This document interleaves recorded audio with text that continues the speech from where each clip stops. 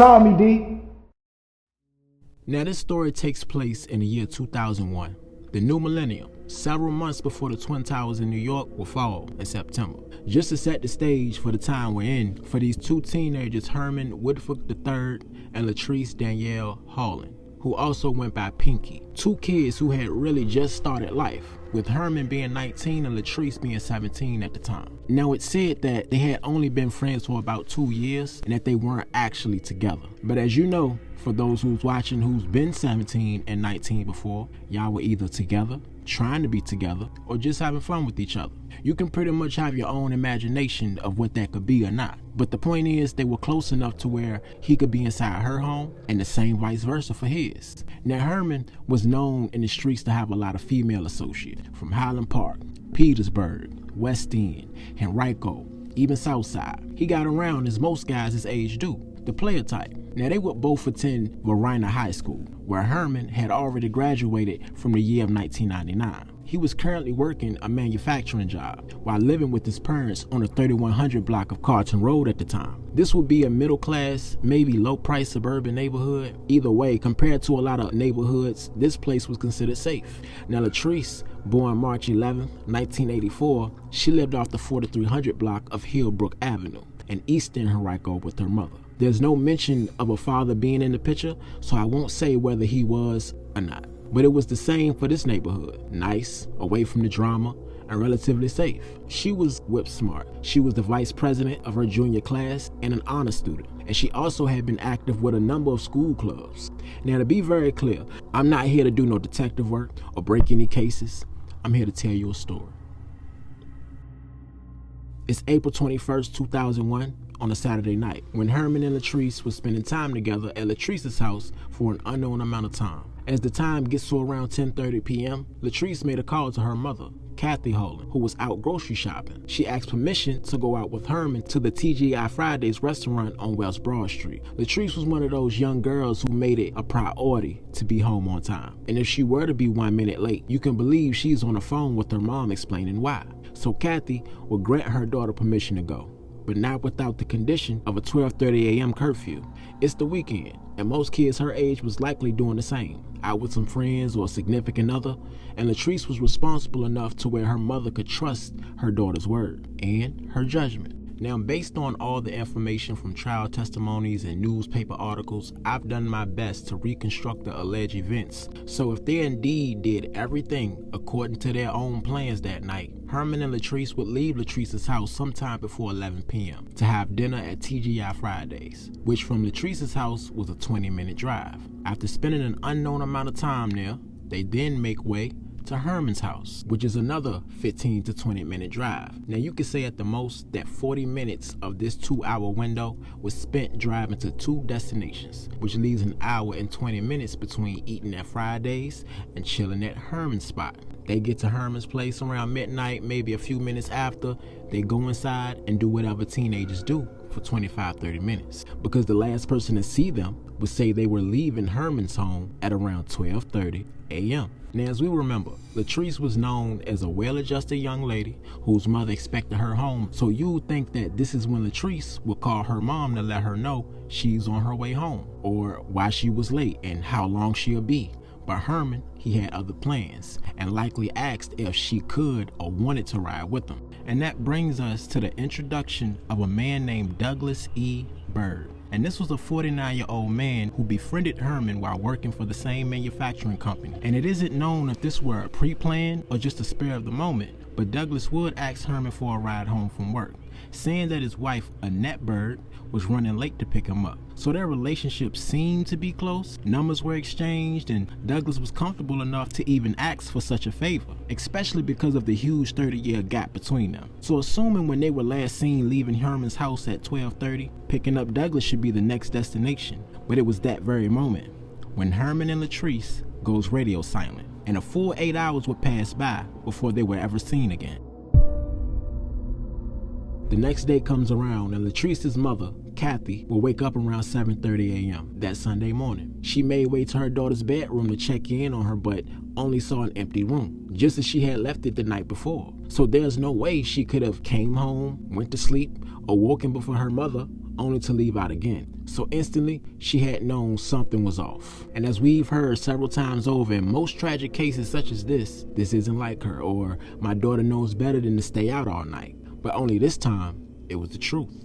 Kathy would call the police to put out a missing persons report for Latrice at around 3 p.m. that evening, and as did Herman's family, with authorities getting both reports one after the other. But Kathy, she wouldn't stop there. This worried, loving mother wouldn't wait for RPD to drag their feet with her daughter's life. Taking matters into her own hands, she began driving through the city, scouring the streets for Herman's Ford Taurus. Herman had recently purchased some new wheels for the car, which made them very distinctive, a fact that Kathy knew. So she focused on that image while she searched, and she would cruise all the city's main streets, and then started hitting the housing projects. And finally, after close to 45 hours driving through town, she had found Herman's Ford Taurus on 1100 block of St. Paul Street inside of Gilpin Court housing projects in the north side. Night had fallen by then, and it's going on 8 p.m. As she approached the car to inspect it, she noticed all the windows were rolled down.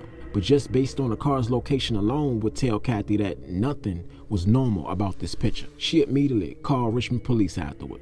Minutes later, a responding officer pulls up to the scene, and upon opening the driver's side door, he noticed the keys still inside the ignition. After searching the rest of Herman's car, nothing really jumped out to him as strange other than Herman himself being absent along with Latrice. That's when he'd take the keys out the ignition to open the trunk.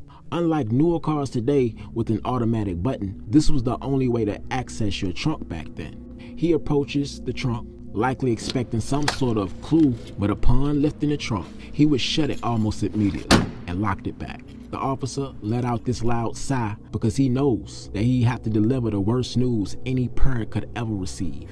Kathy, who stood behind the officer just a few feet away, would go over to the trunk and try turning the key again, insisting on knowing what the officer saw that startled him that much. By now, more officers were on the scene, and they would have to wrestle Kathy to the ground to keep her away from the car, all while saying that this was now a crime scene. And this only prompted the mother to cry out in pain, hysterical in tears, because she understood exactly what those words meant. The officer then called for more backup along with forensics, and the investigation begins with authorities blocking off the crime scene with yellow tape. They would find out that Herman had died from a puncture wound, apparently caused by a knife or similar weapon. He was stabbed and slashed in the throat multiple times. The cause of Latrice's death was initially unknown because there wasn't a mark on her. But later, during an autopsy, it would be determined that Latrice's death was due to suffocation. But it was unclear whether someone had smothered her or she had died in the trunk from lack of oxygen. So getting further into the investigation, they found out that the sole motive was robbery. Herman had just put rims on his car, but not only that, he also had a $6,000 sound system inside his trunk. So after removing their bodies and fully sweeping the car, they noticed the wires from the trunk were tampered with. The car was also registered in Herman's father's name, so even if the detectives didn't catch it, he'd noticed $6,000 worth of sound equipment missing from his son's trunk. Their bodies would replace the professionally installed stereo equipment that the killer or killers apparently spent at least 5 hours removing before abandoning the car in Gilpin Court.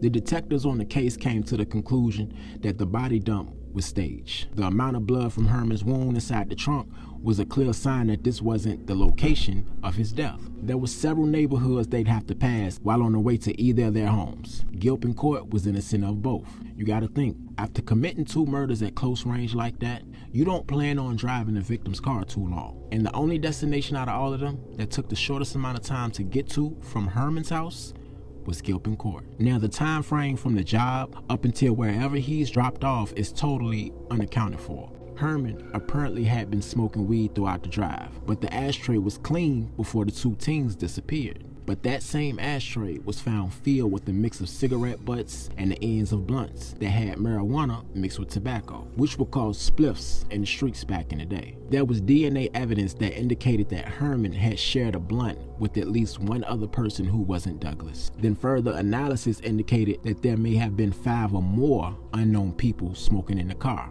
or coming into contact with Herman and Latrice. So there was a good amount of evidence to choose from, but a lot of it was more so random than anything. There was a fingerprint on the outside of the trunk, but it didn't match Douglas nor the victims. There was also a hotel room key card found in the car, but that also couldn't be traced to Douglas. But it was that lone menthol cigarette butt that led investigators to Douglas. And his DNA being in the state's data bank because of his criminal record made him easy to find. Now they would eventually speak with Douglas, who initially denies being inside the vehicle at all. And once prosecutors obtained additional evidence that further proved Douglas was lying, he was charged with double murder 2 years later.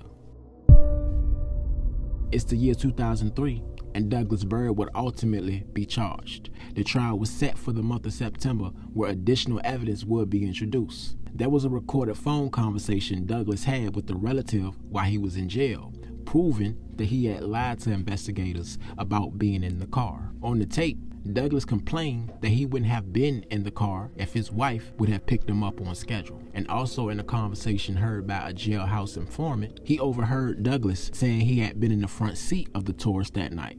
All this was after stating he wasn't present in the car at all. But at the end of the 5-hour trial in the Richmond Circuit Court, the judge would rule that a lone cigarette butt wasn't nearly enough to link Douglas to the two bodies. So the judge found 49-year-old Douglas not guilty of 2 counts of murder and robbery. After the verdict, Latrice's mother, Kathy Hulin Tyler, had this to say: Douglas is guilty of knowing what happened that night, if nothing else. Now, she then complimented the prosecutors and DA for such a tough case that they brought to court, knowing what the odds of a conviction was with the little evidence they did have.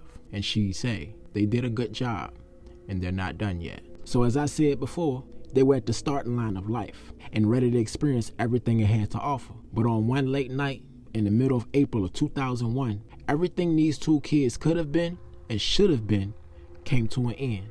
Until this day, there's very little detail on why. Missing pieces to a puzzle that authorities still have posted up as one of their cold cases that's yet to be solved. Now, there were several theories as to why they were killed, but because these were the kind of street theories I had no way of validating, I decided not to go in depth with it. But I will tell you what those theories were, and you can be the judge. Now, number 1. It was said that there were some guys that someone in Herman's family owed money to, and the murders were a way of sending a message. Number 2, a random old head gangster turned fiend was short on his next hit and wasn't taking no for an answer. Number 3, there was a group of dirty cops on the force called the Curly Gang and had a personal problem with Herman, so in turn, they cold cased him. Number 4, they ended up in the territory where the New York boys was operating at the time in Richmond and became another victim. And lastly, which in my opinion, the least likely, Latrice had an ex-boyfriend who felt if he couldn't have her, then nobody would. But as I said before, that list is word of mouth and speculations from the streets with no real validity to it, so take that with a grain of salt. But honestly, I think about Herman, right? A young guy fresh out of high school, good paying job, new wheels, expensive system in the trunk. Plus, he lived in a nice neighborhood, so his parents had to have money. This all but screamed easy lick to me. Somebody felt they could try him. No rap sheet, no known street ties, and the job he had, he was working with guys who had long rap sheets. Real dudes from the streets who probably saw that check as their next re-up. You know, it ain't hard to figure out what happened, but as we all heard before, it ain't about what you know, but what you can prove. The message I want to leave with y'all is this. Be sure the people you decide to bring around you, your friends, your family, the ones you care about, period, are the type of people that you wouldn't mind watching your children. The kind of folks who's proven who they are on several occasions. It's gotten to the point where there are no second chances in life. You hear stories about the time some guy could have died because of a random good deed, but these stories have gotten darker, and it's happening way more often to where they don't make it out. And with that, rest in peace to the fallen, and y'all stay safe out there. Call me, D. Hustler talk, no comment though, just paper chase. Chasing my dreams, my nightmares ain't got no money. Just a cardboard sign and they existing so bummy. And they want me down with them at the bottom of the barrel. I don't want no parts of it. For that life I never settle, so I go all in that bit. Want all my pockets down. I be cool until I yoke the game and make them dig it out. They want me on the corner holding up cardboards, so I go extra hard on the hard flow. They want me on the corner holding up cardboards, so I go extra hard on the hard flow. They want me on the corner.